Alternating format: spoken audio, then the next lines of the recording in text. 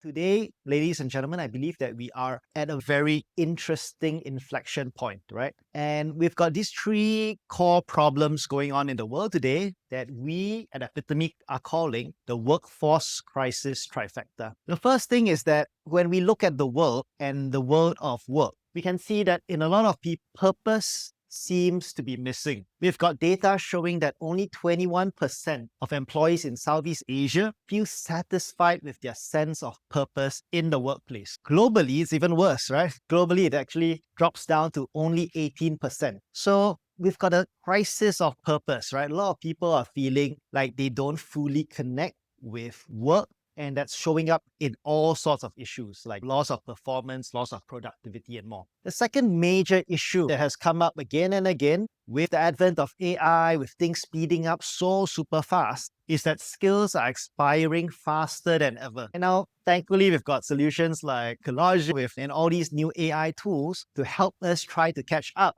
But if you really think about it, this is a big problem. And the half-life of workplace skills is now under 5 years, right? The World Economic Forum forecasts, right, that 44% of all core skills will change within the next 5 years. So it's a real big problem. Can the pace of our content creation actually keep up with this? I'm not so sure. And thirdly, engagement in the workplace is also collapsing, right? Building on the first point that I brought up about purpose, right? We've got data showing that over 80% of some workforces are quietly disengaged, right? We've got this whole new term called quiet quitting, right? Or lying flat in Mandarin, right? Where employees are just doing the minimum to get by. And in our line of work, which I'll talk about in a little bit, we've seen that there is a very strong correlation between engagement and performance, right? And the question is, are we optimizing as a whole L&D as well as HR community? Are we optimizing for the right things when we develop content day to day? So I believe that this really isn't just a training or a HR issue anymore, right? I believe that it is a crisis of purpose, capability, and most importantly, workforce agility, right?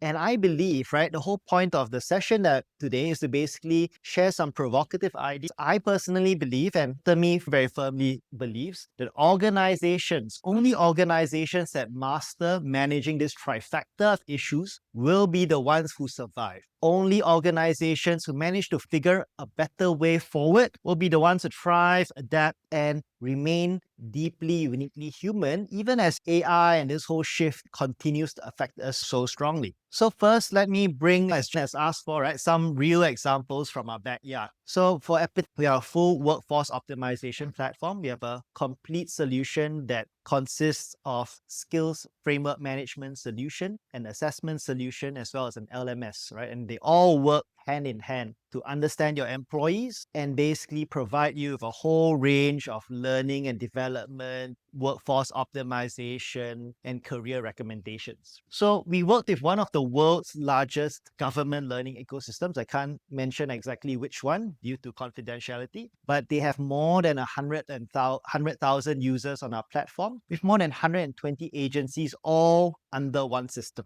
We've been working with them for a couple of years, and when we first started working with them, they posed us this challenge. They told us, hey, Kevin, we've been doing everything seemingly right on paper, right? We've been importing and working with the world's largest content catalogs. We've been hiring tons of L&D developers to develop a lot of custom content for the government. We've been pushing out lots and lots of compliance checklists through the system, right?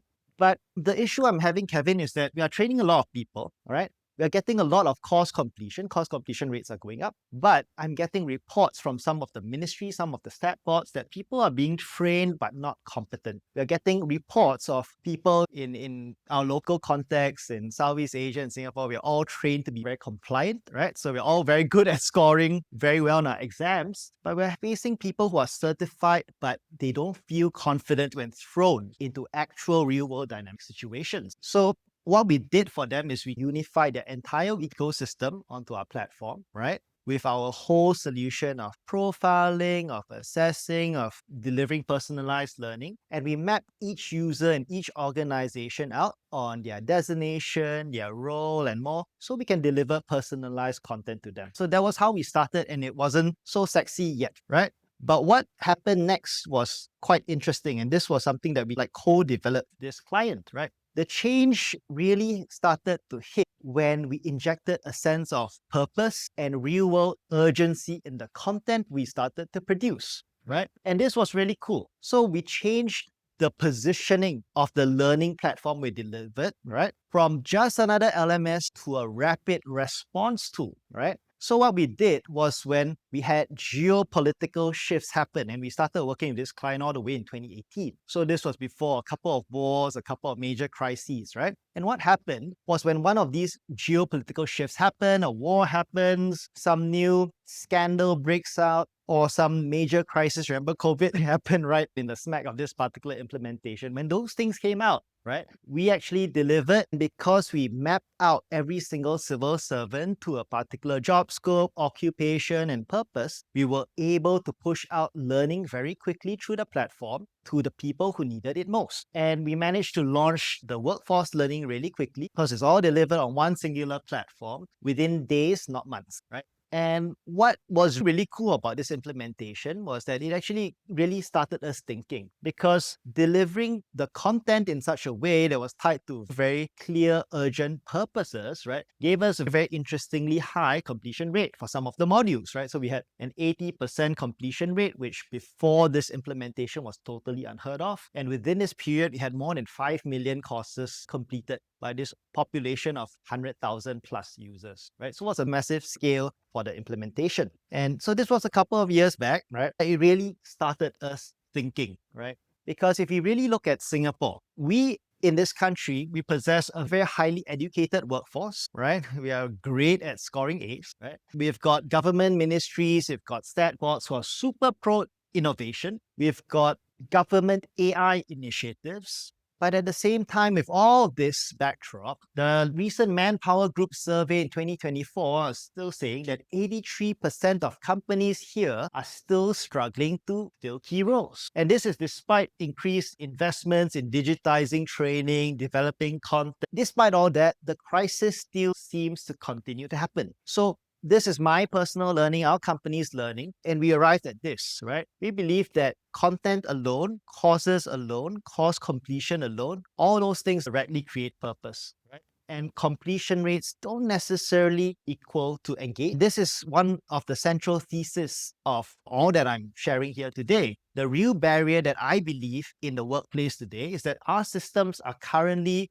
being primarily optimized for content delivery and not necessarily for unlocking human potential at scale. And this goes back to what gets measured gets improved, right? Because right now we are tracking what people watch, not necessarily what they can do. And more fundamentally and more on a much, much deeper level, exactly what gives our employees, our learners, purpose and energy in their work. So if you look at it from first principles, I believe that there's a major blind spot in this whole world of L&D and HR, right? Because we've been looking at skills, we've been looking at causes, we've been looking at content, but we're not been looking at the whole person. And that leads me to this next. I believe that as a whole L&D community, right, a lot of us are currently being caught in the content trap, right? We're optimizing for good metrics, but these metrics are not giving us the whole picture, right? We are looking at course completion. And how many times have we seen this example, right? Where we have a whole group of people, they've been trained very well, they've completed all of their courses, but when real challenges occur,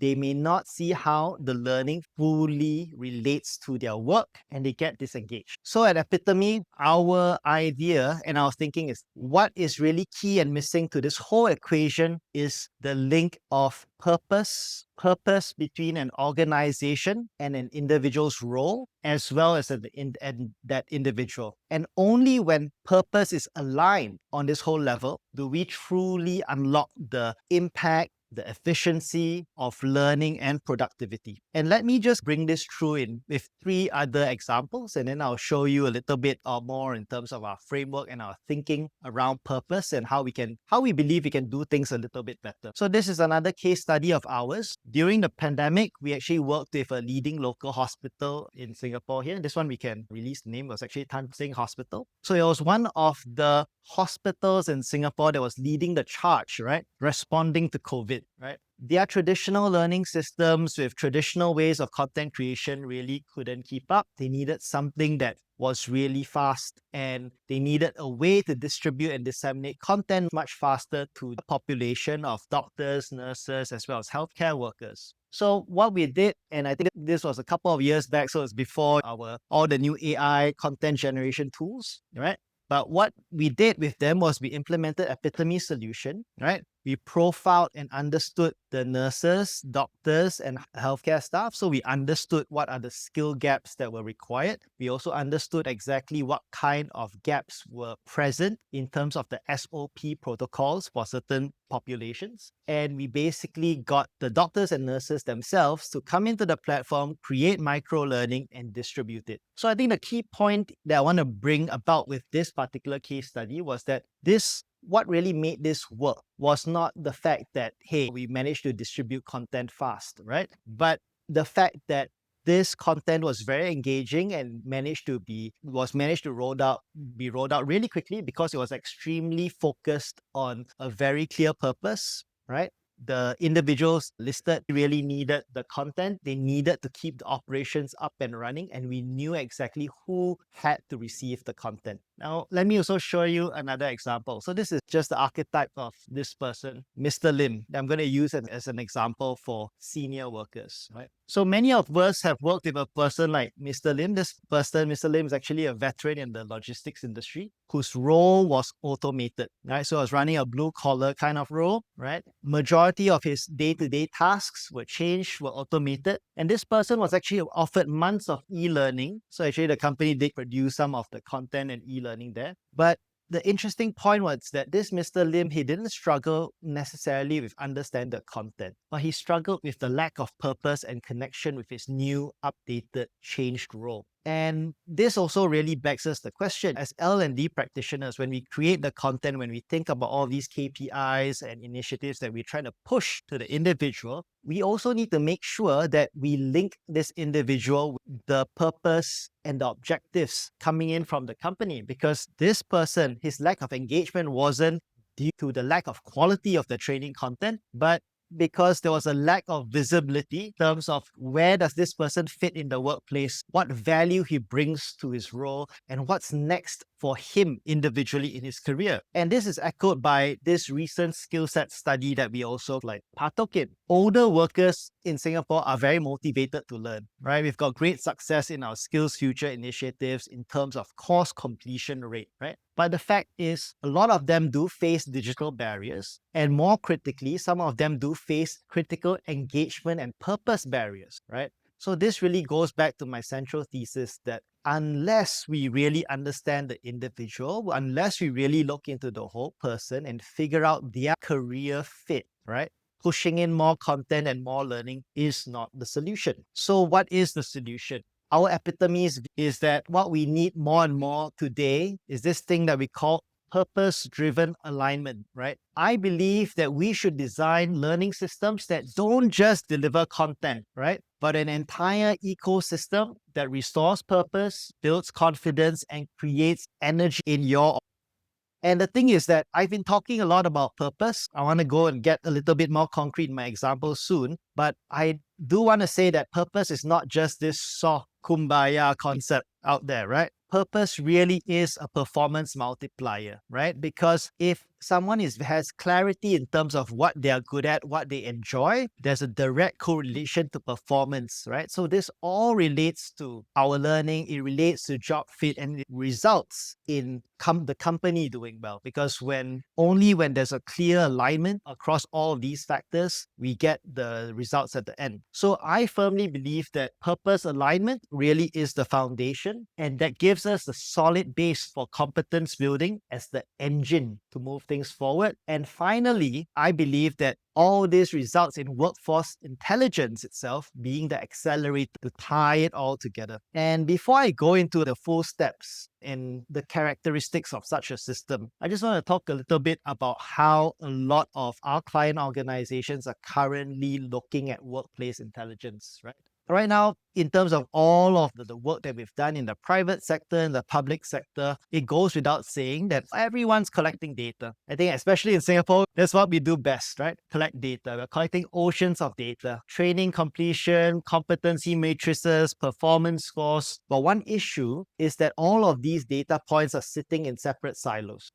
So workforce optimization, in my opinion, really happens when we are able to break the silos and look at how things all connect. And this is basically what we call the 5 characteristics of a true competence that is better to break and overcome this crisis of purpose and workforce agility today. So what does it take? Firstly, I believe purpose needs to be clearly defined, right? We need, as entire organizations, a living, evolving definition of what good looks like for the organization that drills down to every role. Secondly, we need a very clear commitment and connection to purpose, right? We need to design job roles and learning that fit to who people are and what they enjoy to do, not just what they know. Thirdly, we need greater clarity in terms of verifying and understanding competence and our people across the organization.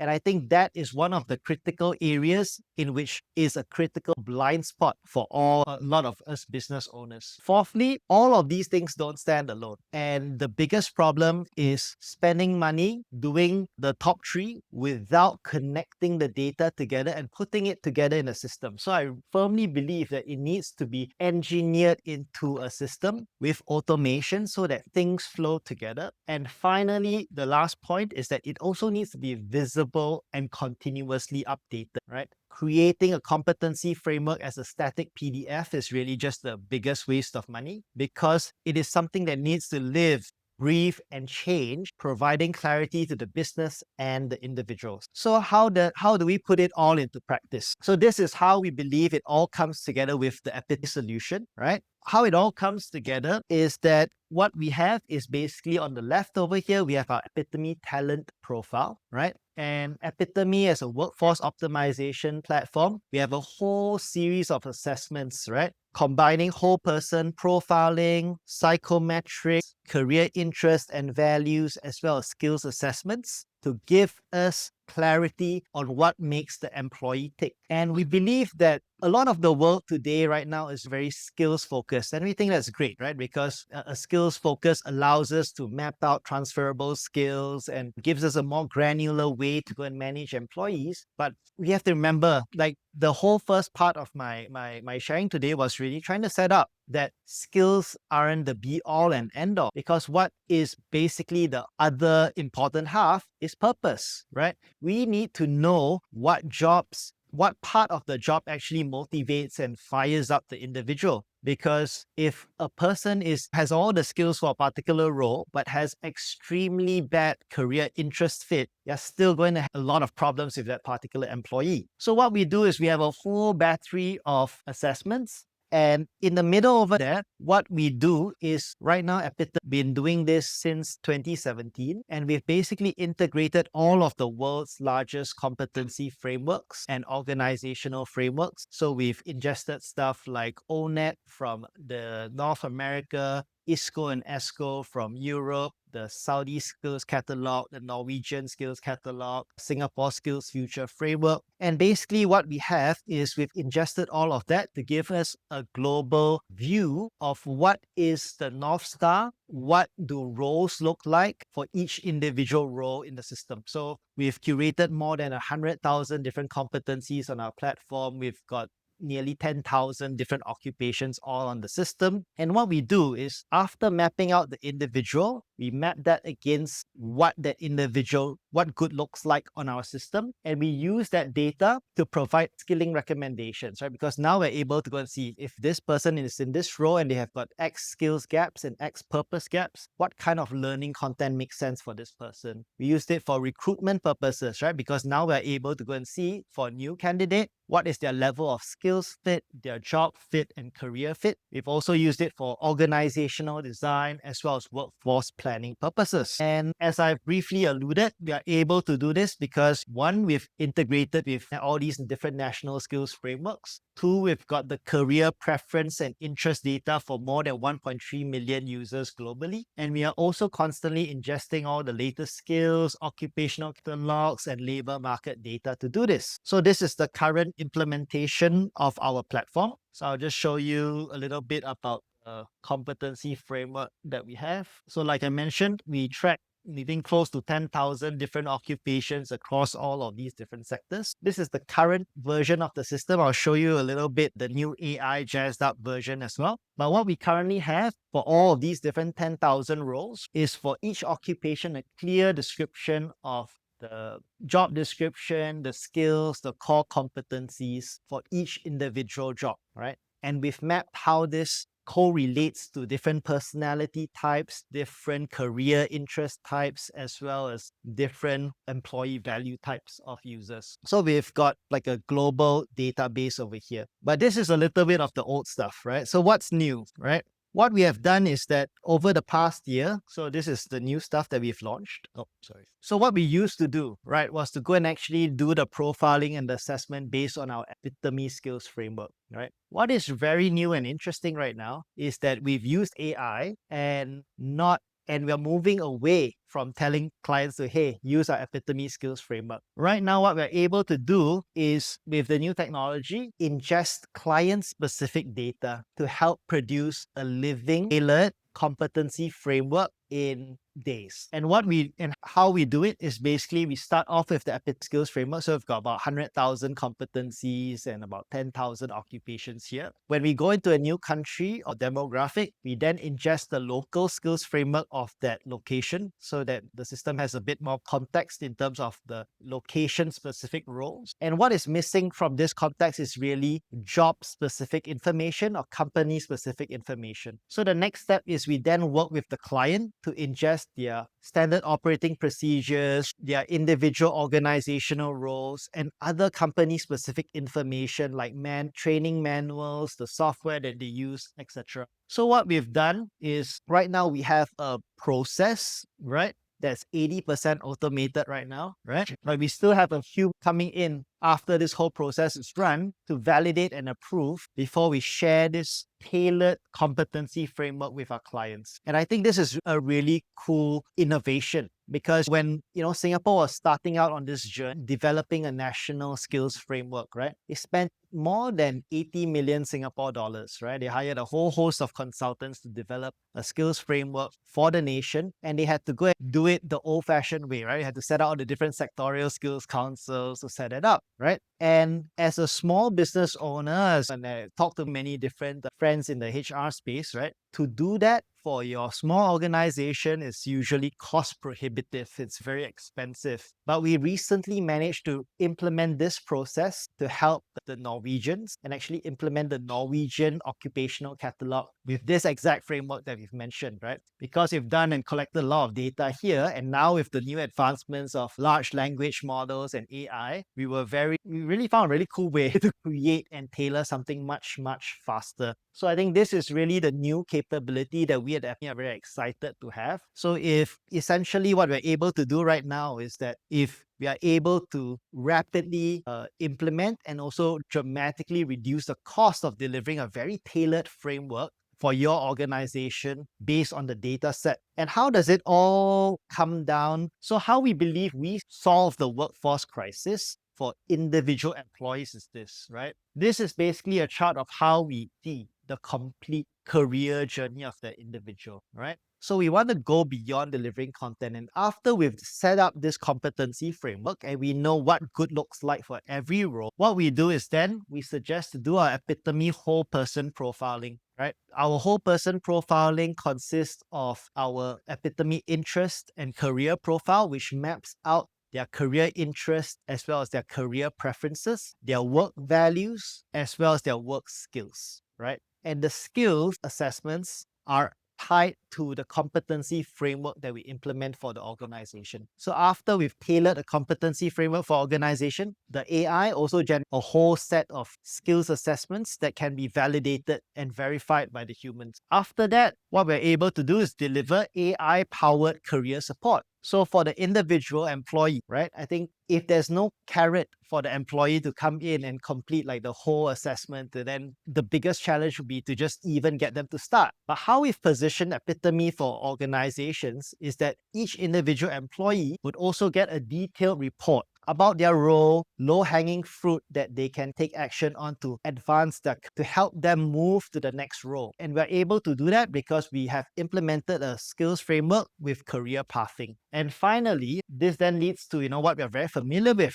content delivery, right? But the content delivery that we have in mind, since we've done steps 1 and 2, can be a lot more personalized, right? Because now we know what kind of individual our employees are, what really drives them, what motivates them, what's their next job role that they're interested in. This is where purpose is breathed into the learning, right? A learning makes a lot more sense when you know that, hey, taking this course or completing this module would lead me to my next career role, a good path to a promotion. So that's for the employee. But how could it look like for the manager view? So what we do for the manager is we give them the tools, right? Right now, the Epitome system requires us to actually have our solution architects and our engineers develop the first cut of the skills framework based on the data clients give us. But we do have tools that allow our clients to actually modify and change the skills framework that we've provided to them on the go, right? We've realized that what's very important is that this needs to be used. For it to be effective, it needs to be used by the business. It needs to be a living, breathing document that makes sense to everyone. Next, what we also provide on our dashboards is measurable outcomes and a way to close the feedback loop with regards to skill growth and learning. Let me just share the demo video so I think we can just illustrate and see how all of these. So this first video over here is the individual user dashboard, right? So this already presumes that we've already come in, we've set up the competency and skills framework and assessments for the organization. So we already know for this particular individual, Amira, she's a front office associate in Singapore, and she has a couple of competencies relating to her role that she needs to track. So these are just some of the competencies that we need to track for Amira with some recommended actions. And this is basically the heart of Epitome, right? We do have our signature assessment. So we've got our value profile, which goes into the individual employee from a 24-hour perspective. So we ask the user about what is important for them at work as well as outside of work. And this gives us insights into like how energized and how aligned they are with the company's values and environment. We've got an interest and preference profile, right? Which helps us understand the individual's career interests, their personality, which helps us map how they naturally behave, how they naturally communicate to the job role that they're in. We've also got a work preference assessment to actually find out what kind of work, what kind of tasks best fit this employee. And together with the skills framework, you are also able to deliver skills assessments that are tagged to the individual role that the individual is in. I think in terms of delivery, we try to make it as easy as possible for the individual to just see the exact assessments that relate to their current role. Currently, we have a variety of multiple choice type questions as well as scenario type questions assessments. But the main idea behind this is to really provide a very easy way to distribute very targeted verification, skills verification assessments, collect data. Moving on, right? This Now, the next piece I want to talk about is the manager view. So from a manager's perspective, they're able to go and come in and high level. This is basically the health of my organization and all the different departments. This is really the skills framework view, right? So this is a very simplified demo example, right? But basically, this is just a very simple framework. We've only just got a couple of competencies here, and each competency is basically mapped to different proficiency levels. And behind this, each competency is then mapped to a whole series of assessments, right? So this, in how we work with our customers, what we do is we take your data. We already have our 100,000 plus competencies tracked in the system. We localize it and we create something specific for you. But this is, like I repeat, a living, breathing document. So there's also an administration panel for you to go and come in, modify the competencies, change the levels, change the assessments, so on and so forth. But the important point is that we put it all together in one seamless platform. So just a very simple example, but this, we basically implemented systems where we've got hundreds, if not thousands of competencies. And all of this can be broken down to individuals and individual departments. And we can use this data, and there's a whole series of different dashboards, right? And we use this data for L&D, succession planning, recruitment, and so much more. So then I think the next point I also want to is basically in terms of how do we use AI, right? Because I think right now it is very easy to just jump on the hype train and think that AI is the be all and end all to all of our issues. And how does it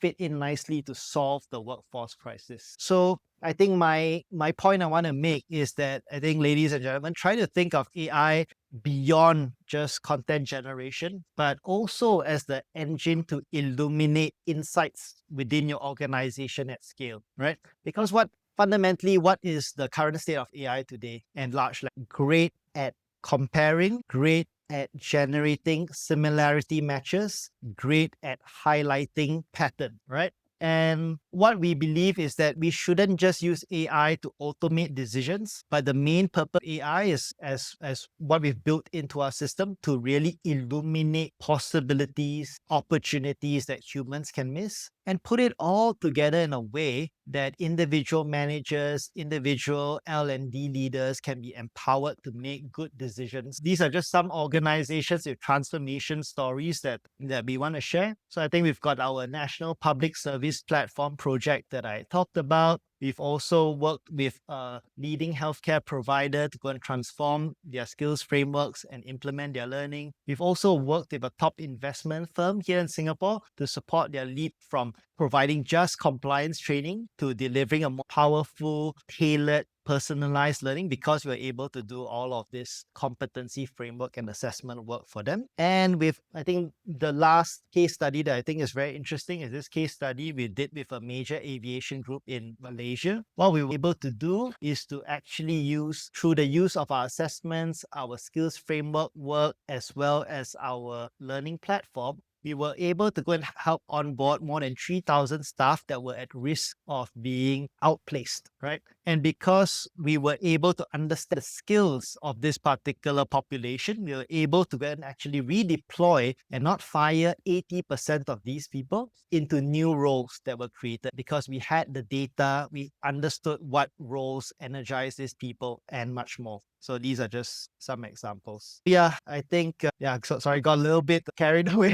So I think this went on a little bit more than expected. But yeah, very happy to go and be here and connect and share with all of you. And I believe the last point I want to share with all of you is that creating content with a purpose and also understanding each and every one of our learners is not just better L&D, but we believe that to be the real magic pill for this whole workforce purpose that we have. Yeah. So thanks so much.